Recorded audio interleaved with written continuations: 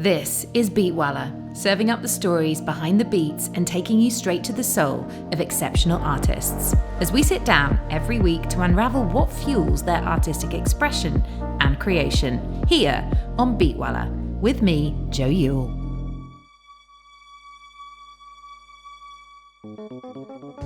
Good evening. Welcome, everybody, to a very special episode of Beatwala, right here on the rooftop of the Standard Ibiza, overlooking Dalt Villa. This is our very first collaboration with Beat Hotel, which is now in its 5th year. So a massive thank you for the invitation to be hosting this evening, and also to all of you for coming out here to explore this very special release and mixtape, Echo45 Sound System. So the tape comes as the latest release from Nightmares on Wax, aka the very much loved George Evelyn, whose legacy spans 3 decades, 2 of which have been spent more or less on the island here in Ibiza. And we're joined tonight by his art director and collaborator, British menswear designer Daley, renowned for exploring the interplay of fashion, music and culture. So please give them both a very warm welcome to the stage.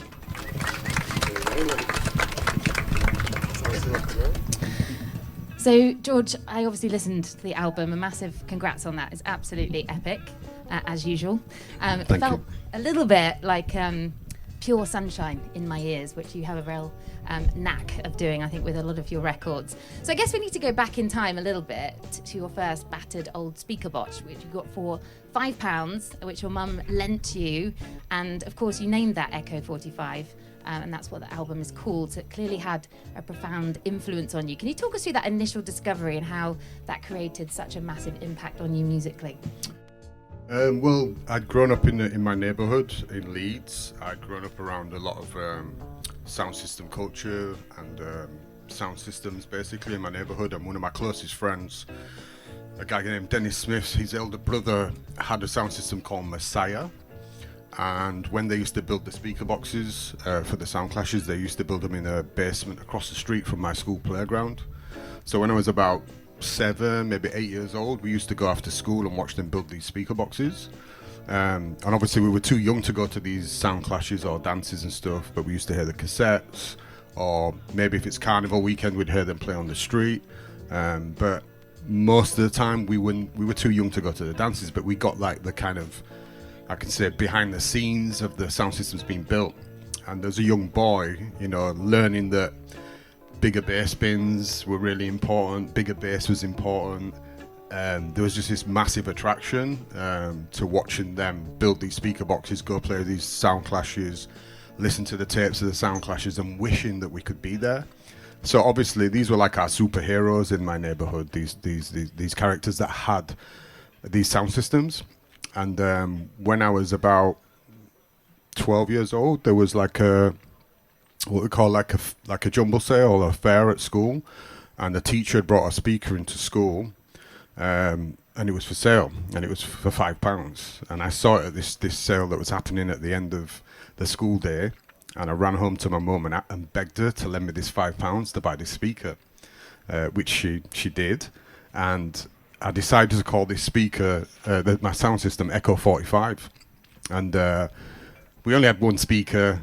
Like I say, it was a big deal to me at that age, and obviously me and my friends. And the reason why this speaker plays a really important part in my life is because of me and my friends being associated with this speaker. There was an incident where the speaker needed repairing, and my friends wanted to borrow it. And I was like, you can't borrow it needs repairing. And one of my friends, Dennis Smith, the person that introduced me to his brother's sound system, was quite an influential character at school. And on this particular day, it was a Monday, I remember it, I went to the teen scene, which was like a like a youth disco thing where we used to go breakdance and stuff. And I'd gone there on that evening, and the next day gone to school thinking, I'm going to tell all my friends about what happened in this breakdance battle and stuff. And then apart from 2 of my friends out of the crew, nobody was speaking to me. They all blanked me, and it's because Dennis had told them not to speak to me. So it was kind of a bit of psychological bullying, but it really, really affected me. And this went on for it was like the last sort of sort of 6 months of being at school before you go to high school. So that last 6 months of being at school for me were really, really difficult, like psychologically. Also, my mum and dad had just split up as well, so I was feeling pretty down, right? And then my sister recognized that I was not like being myself and stuff. I kind of told her what had happened, and she was like, "Oh, you should meet my boyfriend's cousin, who's a breakdancer. He's part of this crew." Now, this crew was from Bradford, which is a city that's like 9 miles away from Leeds. And this guy called Darren Pascoe rings me up and he goes, "Yo, what moves can you do?" It was like an interview on the phone. He was like, "Can you do head spins? Can you spin on your knee? Can you spin on your back? Can you spin on your head?" It was like all these questions and stuff. Anyway, fast forward, I go over to go meet Darren. Darren takes me to go meet the rest of the crew. This crew's called Solar City Rockers. And on that day, I meet a guy called Kevin Harper. And Kevin Harper became part of Nightmares and Wax when I launched Nightmares and Wax. So the reason why this speaker plays a big, important part of my life is that if this incident hadn't happened with this speaker, I would never have met Kevin. I would never have been part of this breakdance crew, winning competitions and doing all this kind of stuff. I would never have expanded my horizons in the way I grew up in music if it wasn't for this speaker. So like the drama that was surrounded around this speaker actually was like that fork in the road where like if I'd have stuck around in my neighborhood with my old crew, maybe things wouldn't be the same. Maybe they wouldn't have been the Nightmares and Wax, you know. So, and I remembered this story while making this album. It's actually not an album, it's a mixtape, because it's a collection of music I wrote over the last 6 years with different musicians.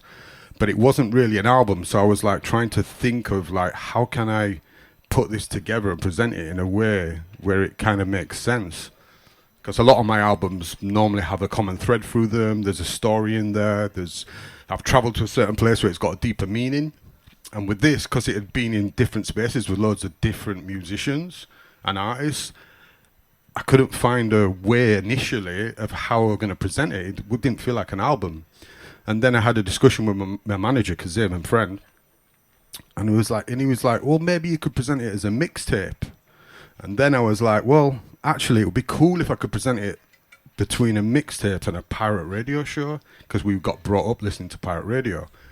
And then through saying that, I got this memory back about this speaker box and about sound system culture and my upbringing and everything. So that just brought everything back into place. So it's kind of my way of presenting this music, but being able to like share this story and the importance of this speaker. So the project is called Nightmares and Wax and the Echo45 Sound System.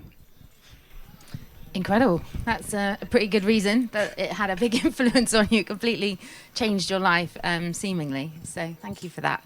Nicholas, I mean, you've got a really rich lineage of music heritage with a Jamaican father and a Scottish mother, but also obviously in the collaborations that you've been doing recently with Nas and Theo Parrish and South Africa's Esther Malangu. But let's talk about and start out with your parents, who obviously gave you the groundwork, I guess, for that, after they started one of Scotland's first ever reggae nights, or biggest reggae nights in Dundee, the Reggae Club.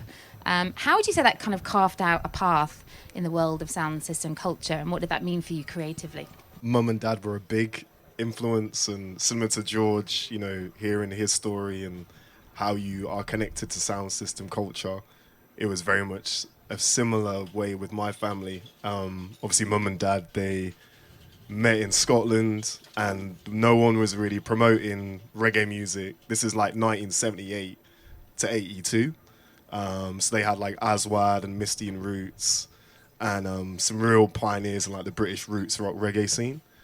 And like my dad used to just let everyone in. So it's actually my mum, the 5'5" Scottish Dundonian, who was on the door making sure that they like everyone was getting paid and they could do it, because that was grassroots at its finest. You know, they didn't get the best available slots at venues. They used to get spat at or beaten up because of being an interracial couple, because it was still, you know, you had, you know, the whole, they were part of the Rock Against Racism faction of the Scottish part of it.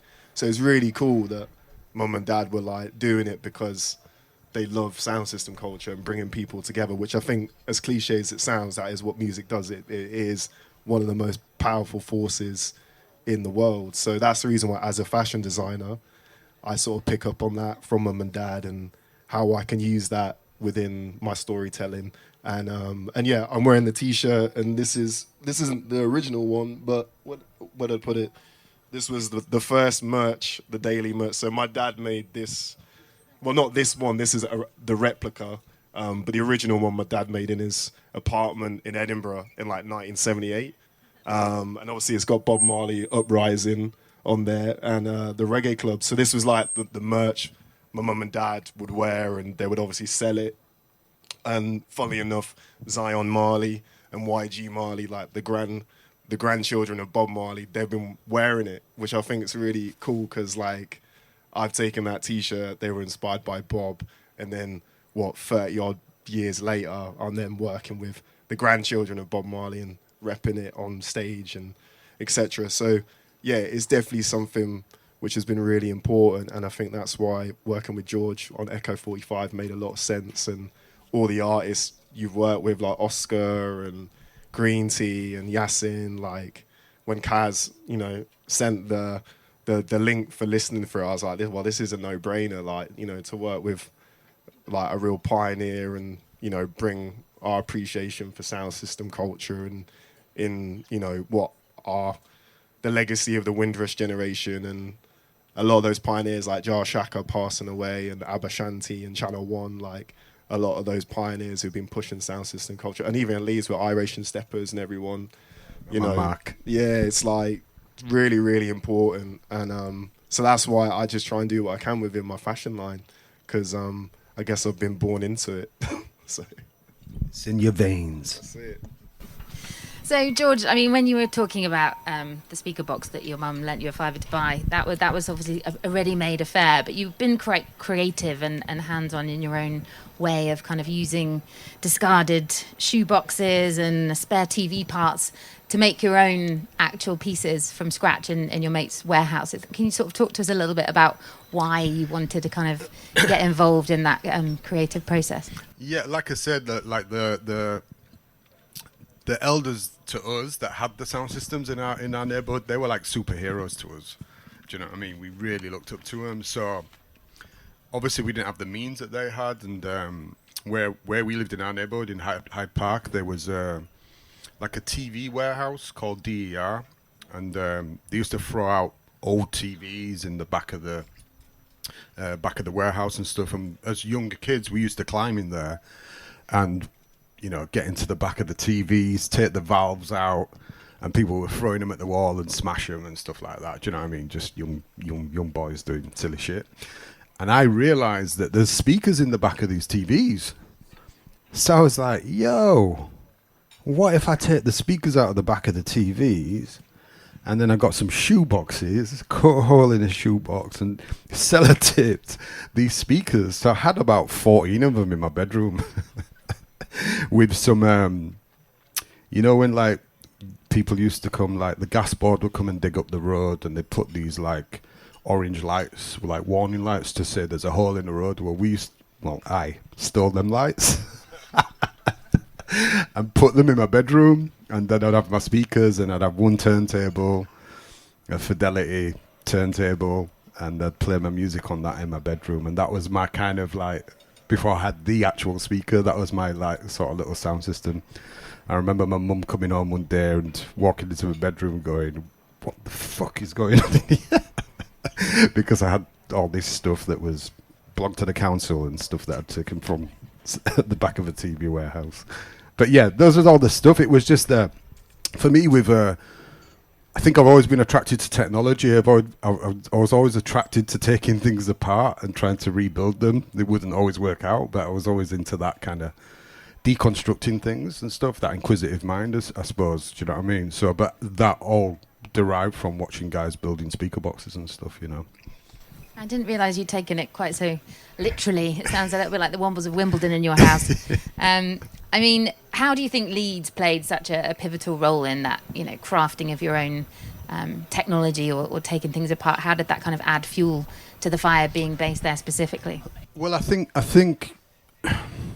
like I said, like we only had music, right? And we only had the community, like the youth club.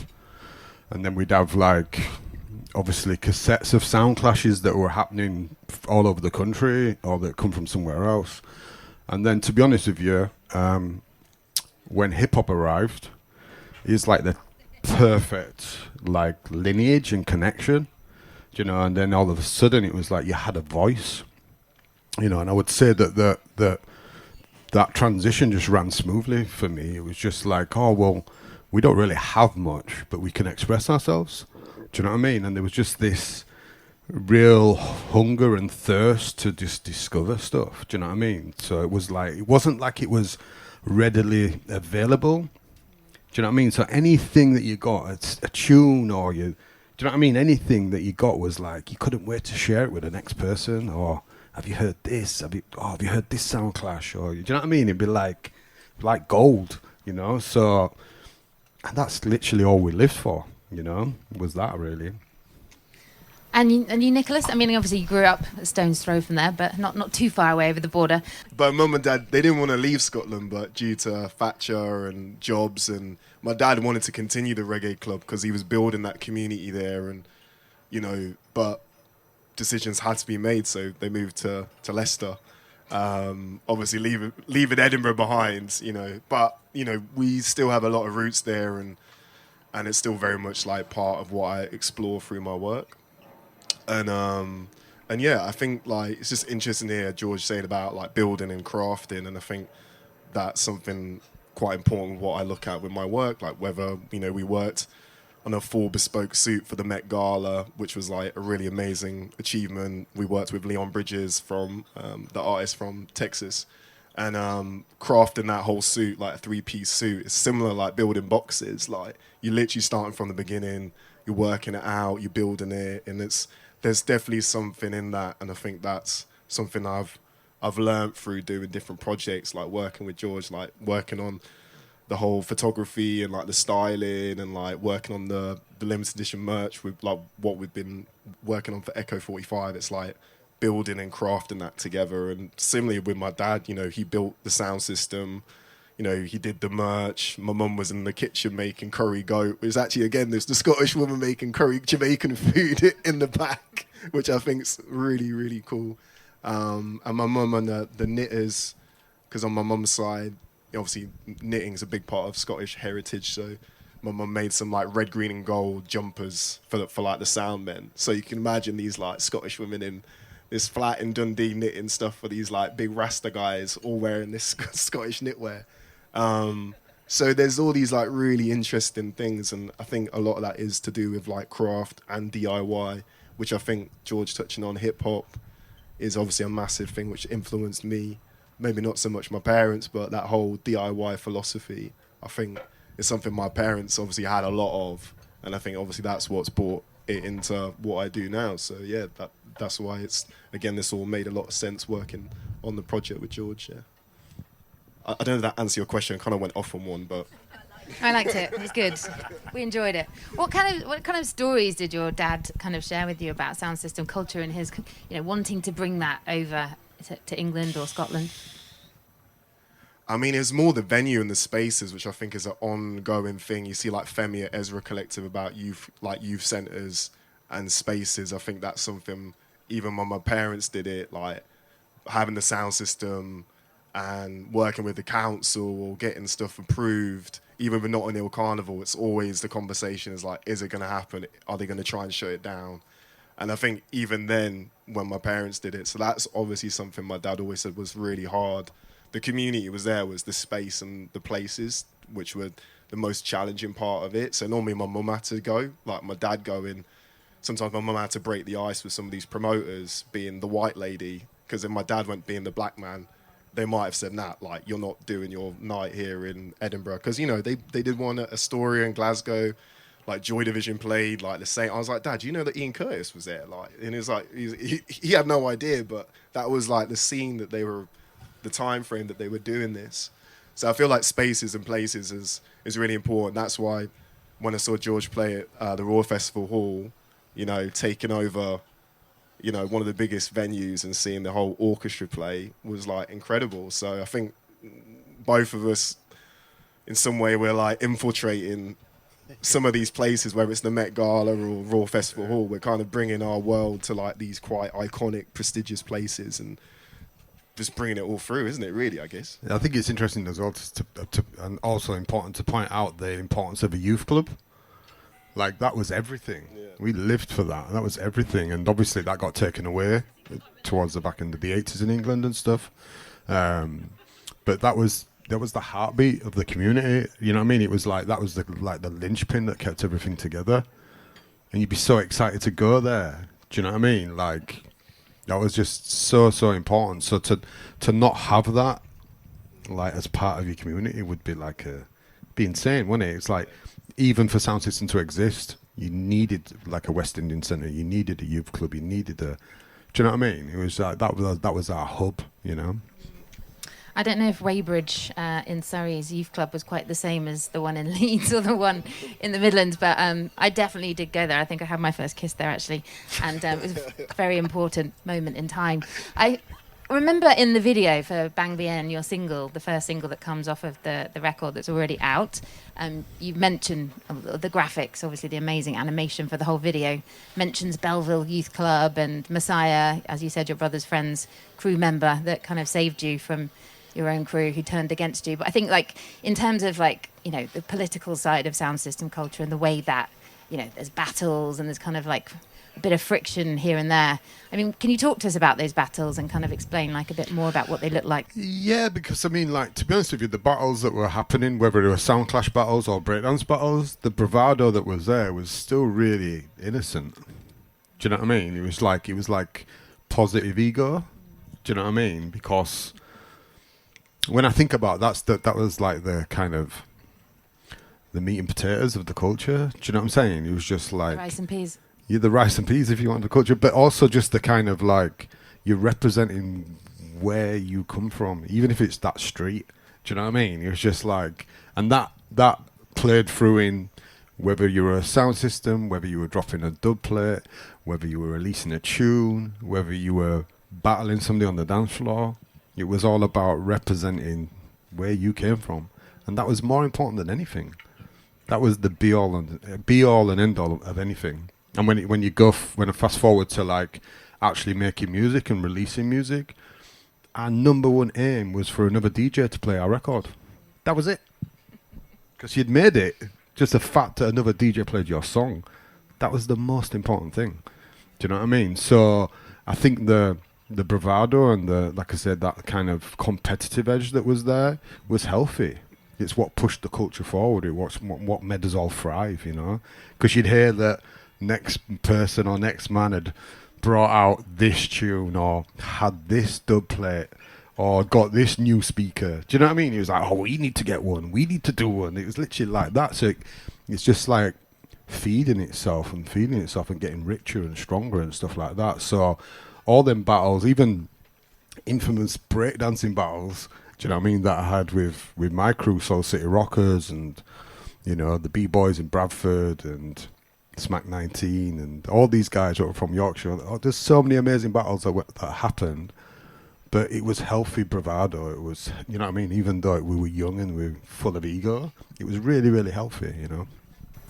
Nicholas, what about you? The rivalry between crews, was it as healthy and as less egotistical where you were from? Well, I studied at Central St. Martin's, which obviously produced like John Galliano and Alexander McQueen. So again, I just wanted to be amongst the best designers, you know, in the UK, which I guess, and everyone's trying to see what jacket they're making or what stitch they're doing or what fabric you're selecting. So yeah, probably my graduate show, there's a lot of pressure because you obviously support each other, but ultimately you want to try and stand out. And I just kind of stayed true to my culture and what I wanted to do. So I asked Don Letts, the DJ music filmmaker, and Don Letts walked in my graduate show. And a lot of my tutors were really excited because they know who Don was, but then a lot of my peers thought Don was my dad. So everyone's like, oh, you got your dad walking in the show, that's so cool. I was like, no, that's Don Letts. He's like iconic punk reggae dub culture clash, all of that. Like Don's the Don. So which I think is interesting because I wasn't even a brand then, and I just felt it was really cool to connect with different generations. Obviously, me and George are from different periods, like, and I think that cross-generational conversation is really important. So even when I didn't know I was doing it then, that was just something which felt right for my brand and what I wanted to do. And obviously, like, bring his story and, pictures of him in Jamaica with John Lydon, with like the whole styling and Big Youth, and it's incredible. And there's a really amazing photography exhibition by Dennis Morris, the photographer, which is at the Photographers Gallery. It closes this weekend, but that's incredible. Some of those record sleeves, Stones Roses, like right through to like Blondie and stuff. And a lot of that also inspires me when I work. So obviously working with George on Echo45, like a lot of the mood boards and references we were looking at, like some of the things Lee Scratch Perry record sleeves and the colours and the artwork. That's kind of what we put into this project working with George. So, but I mean, yeah, there's obviously fashion's a very a very dynamic community for sure. I try and just stay in my own lane, and I think that's the reason why I've managed to have, the success for the brand, because I've just kind of stayed true and worked with people who I really want to work with, or who I really appreciate what they've done, whether that's Don or George or, and I think that's the reason why people have connected, because, maybe some of the stories and people I'm highlighting don't necessarily always get the light which they should have. And obviously I'm doing it in a more fashion context and bringing it to a different audience. So, yeah. So while we're on the subject of Don Letts, I mean, obviously he wrote a very complimentary foreword about the mixtape. So obviously you have a very good relationship with him in some capacity. Yeah, I mean, like we said, Don's the Don. I mean, we all owe a lot to Don, I can't remember the first time I connected with him, to be honest with you. But yeah, I've had a connection with him. I mean, he's always been connected to my music. He's always supported my music. He's always played it and everything. And yeah, it felt fitting for him to do the foreword and everything for this project. Because again, it's in his veins. This is deeply trenched in this culture, you know what I mean? So if we had the forefathers of sound system culture in England, he'd be one of them, A little bit like Yasin Bay, my staff, who obviously put the vocal on the first single, Bang Bien, which, I mean, how did that collaboration come about? Because, it's pretty epic. Yeah, I mean, like, there's not a lot of great stories that come out of lockdown and COVID and all that silliness that happened. But for me, that's one of them. Probably many people don't know Yasin was living maybe still is living in Barcelona. And we just saw a window and sent him some music and stuff. And his team came back and said he really wants to come to Ibiza. So he came over and spent 3 days with me. We had a great time together. And Bang Bien was actually, I think we wrote 4 songs actually, but Bang Bien was the last thing that we did, and it's actually the one that the actual track I was really pushing for, because I wanted to, the amazing thing about Yasin, obviously lyrical content, incredible MC, but also melody, incredible melody, and I really wanted to tap into the melodic side of him, and we had some deep conversations about all kinds of things, but with this track I really felt that it was I wanted something that felt hypnotic, and then he wasn't quite sure what I was meaning, and he was like, can you put me a little playlist together on Spotify and send me something, and then I'll come back tomorrow and stuff like that. So I put like a bunch of stuff together of where my mind was going with it, and he came and we'd been talking about indigenous people and stuff like that, and he disclosed to me that he had Native American blood within his lineage and stuff like that, and I was like, it'd be amazing to tap into that, is this something we can express from that and stuff. And he went away, and then the next day I sent him the playlist. The next day he came back, he went, I think I got something. You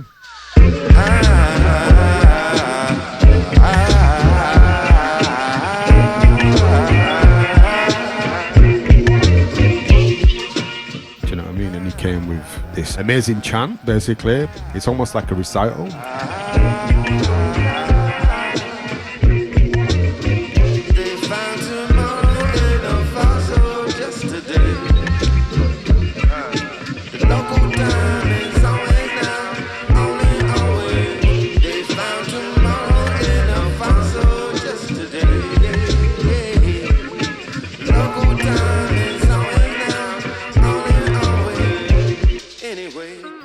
Super expressive, super in the moment, you know, and then he laid it down and we came up with Bang Bien. I mean, I'd already called the track Bang Bien before he'd even done anything on it, because I just like the idea of it being bang good.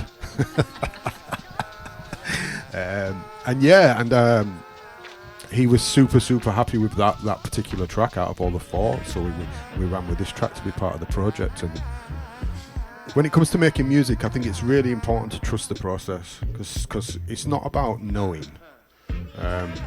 You know, I can claim to know this, that and the other, but the music always tells you in the end.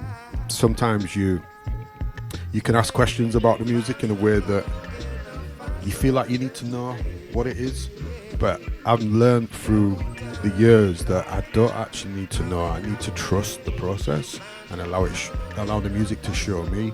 And through putting this whole project together, that's what the music has done. Everything is just like, I think I've described this before, it's like having like a load of jigsaw pieces, throwing them on the floor and you don't know what the picture is, but eventually you put them together and you're like, there it is, you know what I mean? And I feel that the way that Bang Bien fit into this project was just like that, because as well, the music video depicts the story of Echo45 and the speaker box. We never knew that when we were talking about writing this song, but lyrically it fits the story as well, because we're talking about a time, a moment, you know what I mean? So yeah, it's amazing what music brings to you and how that expression comes out eventually, you know? So just today, the local time is always now, only always, anyway.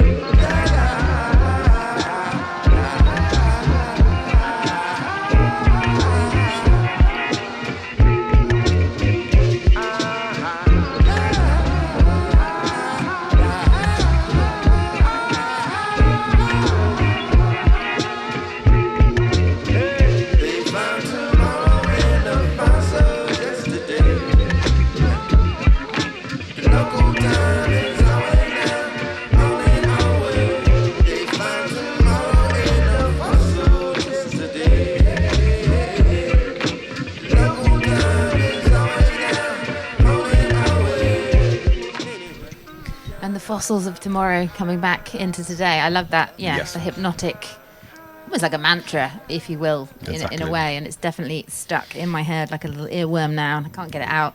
Big up Yasin. I think it'd be interesting, you know, you alluded to it a little bit earlier, Nicholas, talking about the kind of record sleeves. And I went to an exhibition of Radiohead in Oxford recently to look at how Stanley Donwood worked with Tom York on sort of like 30 years worth of artwork. And I was kind of wondering, like, you know, they were saying that they actually built like an extra studio when they were kind of jamming on the album so that he could sort of sit next door and live sketch and draw and, you know, listen to the music as it was actually coming to fruition. And I was kind of wondering if that's, you know, how did that creative process work with the two of you when you decided to do the art direction and kind of create the merch and the fashion items? I mean, obviously, I've heard so much of George's music growing up, so when Warp felt it could be interesting to go on this journey, I was like, yeah, I'm already kind of like really interested to see where this can go. Kind of what I said, like when you know, when it's like a natural feeling or like synergy with what I'm doing and how I'd like to express my clothing and who I want to work with and collaborate with. And obviously, yeah, then Raw Festival Hall, like styling George for that was great. Like such an amazing moment to be part of that and just bring some of my energy or my world into what George worked. I don't know how many months on that with the Outlook Orchestra and the planning of it and the visuals and everything. So yeah, it was great just to bring that forward into it. And then I guess the process again, it's just been really easy. Kind of like what George was saying about, you know, starting off with some reference ideas, imagery, you know, and just organically just seeing where it ended up, because I think we all kind of knew that we'd get to a good point, you know. And even with the imagery, I kind of felt, you know, George as a subject is strong enough without getting too overcomplicated, so we kept it very, very, very tight with how we shot it, with Ollie Trench, another amazing photographer and collaborator we worked with, and a massive fan of George's work. So he was gassed when I was like, oh, do you want to come shoot Nightwears on Wax? He was like, yeah, of course. Like, he was like super excited. So obviously everyone who was part of the project had like a genuine emotion and connection to it. And yeah, sometimes I do collaboration projects and it doesn't go that way, but this one's just been like a really great joy. And obviously now doing a Q&A on top of a rooftop in Ibiza, like I didn't think this would be part of the journey, but it is, thanks to Nick and Beat Hotel and behind the scenes, and yeah, just how it's all been put together. So yeah, like sometimes you just gotta like feel it out, and just if you work with the right people and it feels right, then good things generally come, you know. For sure. I'm looking forward to having. When does when the merch coming out is landing with the album in November on the 14th, or it's not on the website? I had a look. It's designed, it's signed off, it's done. Maybe ask Walk Records at this point. They can put a little banner on the video. It's gonna come out here. But it's all coming to you one day soon. Yeah, I thought you had some inside knowledge. I thought you'd be wearing it actually, guys. I know. Yeah, no, soon though. Soon. Yeah. Soon come. Well, I'm looking forward to finally seeing it at some point soon. Nicholas, also, you know, talk to us about your Sligo collection and your Return to Sligo exhibition, which both paid tribute to your father's sound system legacy. So I'm looking, you know, to find out just a little bit about how you can translate something as powerful and sonic as sound system culture into the textures and visuals of fashion that you did there. I mean, yeah, like obviously, as I mentioned, my dad's sound system was Sligo sound system. He was I-Man Sligo, and he'd play all the dub and the reggae. And there was a West African guy called Count Ozzy, so he'd play all the high life. So they were like a double act playing together in Scotland. And yeah, some of those records my mum and dad still have, like Jacob Miller, Tenement Yard, like original pressing, like some real like when my wife, who's also a DJ, she was digging in. It was like, wow, God, your parents have got some gold here, you know, just sat underneath the attic, like digging away at my dad's and my mum's record collection. And I think, yeah, it's kind of just what I said, like all of that is kind of brought into the world. And I think, I mean, there's a lot of designers and brands who kind of, especially now, like, you know, you see Stone Island with their listening sessions. There's quite a big shift in like these music room and listening sessions, like even Prada or someone did one last Fashion Week. But I think like I've always had it part of the brand, and like we've worked with, you know, Cyanide Sound System, Abba Shanti at Gala Festival. We've collaborated with like Dennis Bavell. He did a soundtrack for a film which was part of the Return to Sligo. So we did like a music score with Sons of Kemet, which was like Shabaka Hutchins and Tom Skinner and Nabai Garcia, and then Dennis did a dub version for the film, and I was like, wow, I managed to get Dennis Bavell to do a dub version of this film. It was crazy. So I've always had it in the brand's story, and I've just been really fortunate, like the amount of sound system teams and crews that I've managed to like team up with. Even though I don't have one myself, I'm just like bringing them into like these spaces, like having a big old dub sound system at London Fashion Week. You know, let's just try and cross this all over. And who was the sound we used for the photo shoot? That was Passa. That was Mighty Ruler, Passa Productions. So Eli. Yeah, they do a lot for Carnival, Notting Hill Carnival. They build and I guess also the sound system we used a lot was Mighty Ruler. That's from the 1960s. So they're kind of conservationists in a way as well, and their crew's really great to work with.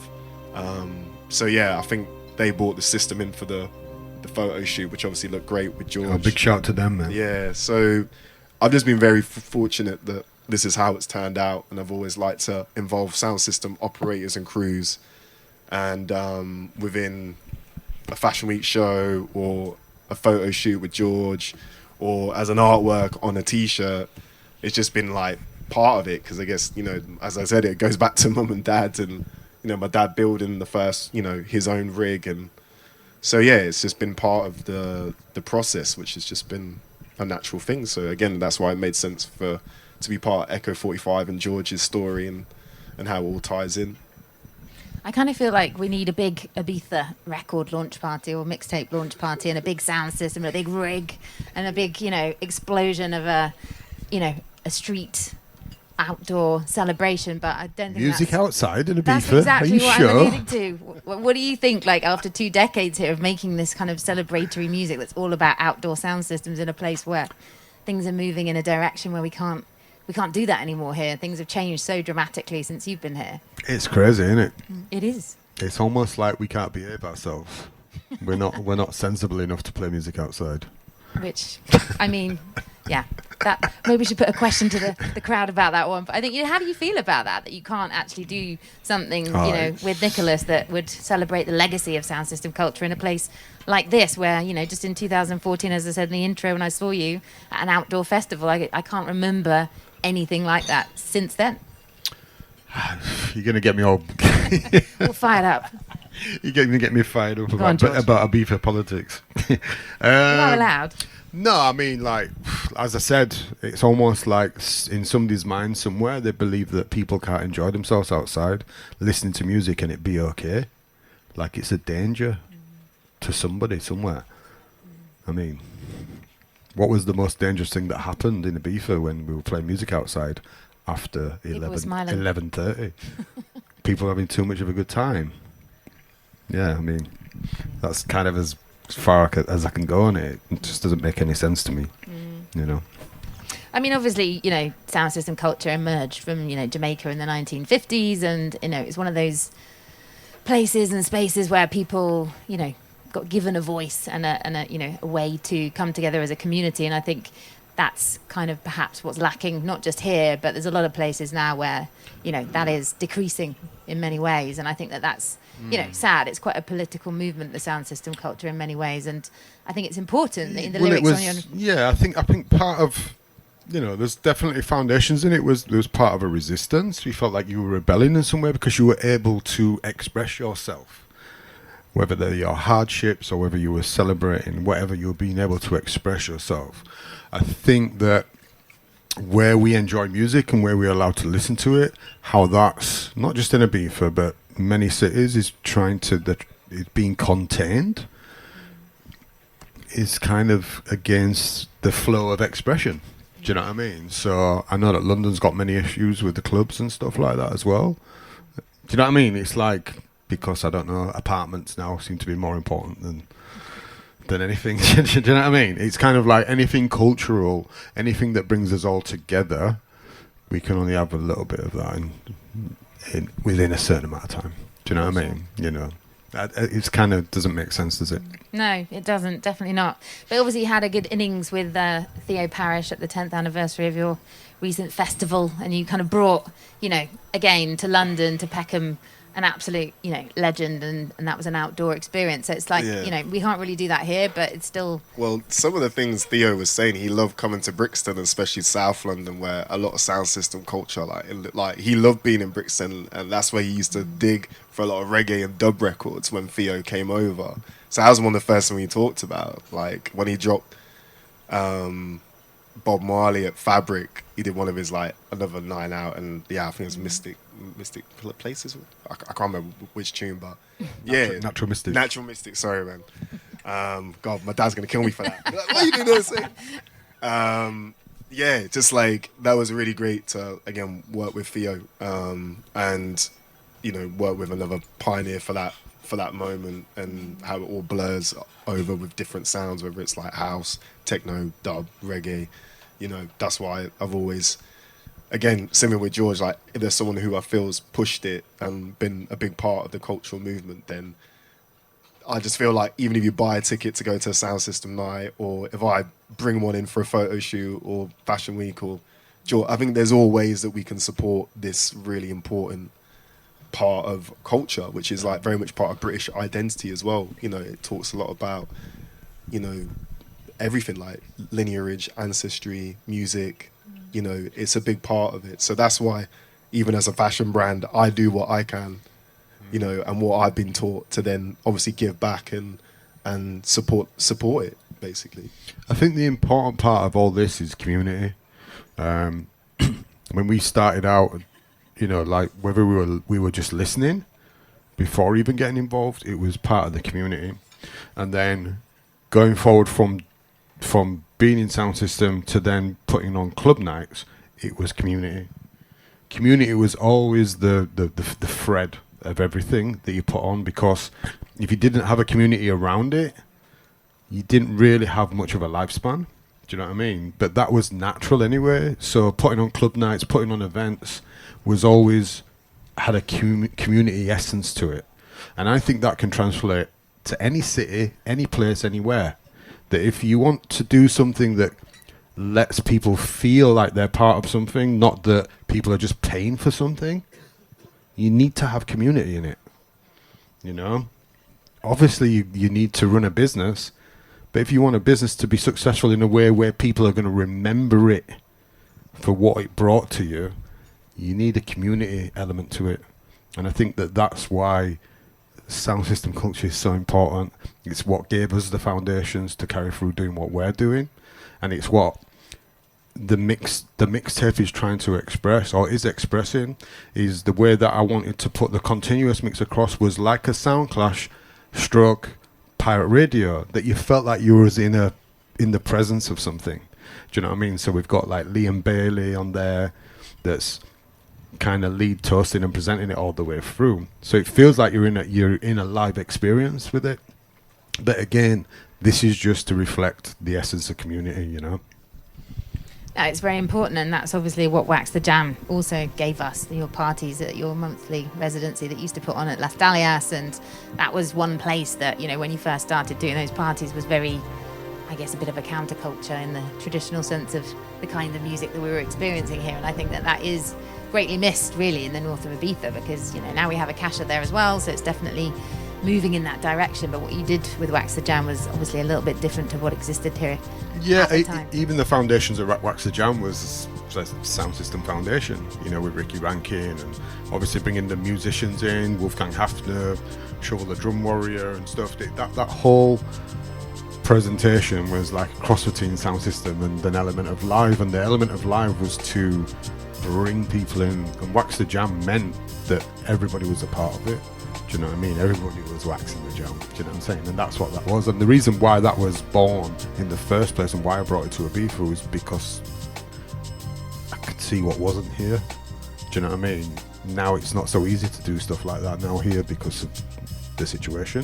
Do you know what I mean? So, but yeah, the most important thing in all of this is the people and the community, you know. Which we are very lucky to have the best kind in Ibiza, it has to be said. I mean, lastly, let's just talk about, you know, what you just said about the, you know, the continuous mix, because obviously the two versions, there's the 45 minutes continuous, there's like a pirate radio station, and there's obviously the 13 separated tracks, which I actually only listened to the continuous mix because I really loved it many times. And, you know, I just wonder what pirate stations that you, Nicholas, perhaps, and you both also listen to, maybe in your childhood. I mean, I used to listen to Kiss FM in my bedroom, and maybe it wasn't that pirate now, but back in the day it definitely was, and it was, that's how it started. It was. It really it's was. crazy even people like to think of that Kiss FM was a pirate radio show. Do you know what I mean? Originally, you know, but for it was Dream FM, Kiss FM, LWR in London. Radio Caroline. Radio Caroline was really important. Really important. Look, for those that don't know, Radio Caroline was a pirate radio that existed on a boat out in the North Sea. But again, like even my early days of like trying to search for music, especially hip hop and stuff, like in the early to mid 80s, you'd either listen to John Peel, which wasn't pirate radio, but John Peel would play a few nuggets and you'd be like, what the hell's that? Do you know what I'm saying? He'd be the one that would be the most eclectic that would actually play something, and you'd have to try and find it. But then you'd have Radio Caroline, which you'd try tune into, and you'd try find stuff off of there as well, and then go into the record store and annoy the people in the record store and try to find out what things are. But the pirate radio was the feeder. Do you know what I mean? It was like, you know, because as well you got no rules. They're just people playing music. You know what I mean? From a block of flats somewhere. And Nicholas, what about you? What I did you mean, listen to? probably just like, it's just really encouraging, like, you know, Femi, who started like NTS Radio, got so many friends, and obviously, yeah, George, you've been playing a bunch, like, you know, Bradley Zero with Rhythm Section. We literally talk about Bradley, who's a friend of ours, both of ours, and such a pioneer, like, black entrepreneur with the record label in Jumbie in South London. So, I mean, I guess for me, that's what's encouraging, like seeing, you know, friends who started, you know, broadcast stations or club nights or record labels, and they're just, again, just like part of the community, and I think that's really encouraging, how that's continued to grow, and reasoning with each other, you know, whether it's running a record label or running a fashion brand. There's a lot of issues, whether it's like HR or accounting or cash flow, or what can we do together to support each other. Like, you know, me and Bradley did a sunglasses collaboration. He has a sun line called Sub Sun, so we worked on that, and some of that was more for the collaboration. It wasn't so much about the financials. It's like, look, we want to team up together to support what we're doing. So I feel like that's been something over the course of like the brand and my career, like, again, whether it's working with record labels or independent radio stations or broadcasters or venue owners, you know, that's something which I've also been really passionate to do. And it kind of goes back to like there's three elements I always kind of look at, as like obviously community, which George touched on, like the craftsmanship, whether it's like building a sound system or building a 3-piece suit, and then the culture. So I always called it like the 3 C's. That's something which I just had. It was actually when I was doing the LVMH prize, so Anna Winton was there, and like you literally have 3 minutes with her. Like you gotta just, like, she's gone. So I was like, how the hell do I explain who I am and what I'm about and what I believe in with my brand to, like, basically, yeah, like fashion legend. And I was like, yeah, the 3 C's, boom, that'll work, like that. And to be honest with you, that's what I brought to every project, or whether it's working with George on Echo45 with the art direction and the merch, or making, you know, tailoring or a collection. You know, I always think about those 3 parts, and I think maybe that's also something which George has also explored a lot in his career, you know, which is like, you know, surpassed like what 3 decades of like seeing the 25th anniversary at the Royal Festival Hall for Cardboard Soul. Yeah, it's incredible. Like, you got to appreciate and show respect to other creatives who have pushed on and done it, and it's really, really hard. It's really, really hard doing this, but I love it, and working with the right people makes it no challenge, no reward, right? Exactly. Yeah. And maybe that's also part of it. Like, nothing comes easy. Like, you got to work, you know, really, really hard for it. And again, you know, to work with an artist who's, you know, worked for several decades, you know, not several decades, sorry mate, I'm not trying to like for at least 3 decades. Yeah, you know, it's really inspiring, because you're like, it's been a minute. It's like, oh, like, you know, if I just keep doing this, like, maybe I can get to 25 years. Do you know, like, maybe I'll have something of mine. My mum's only just stopped telling me to get a proper job, so you're cool, man. So I think that's probably the one thing which has been really nice and inspiring about this project, working with George, to be part of that legacy. Well, I think it's it's 30 years, isn't it, since Smoker's Delight came out, and there's going to be a big fat show at the Royal Albert Hall on the 12th of March, so that's definitely worth putting in your diaries. I can't wait for the album to come out. I'm definitely going to snap up a copy, and for the big, lovely... The mixtape, golden, yeah. The mixtape, sorry.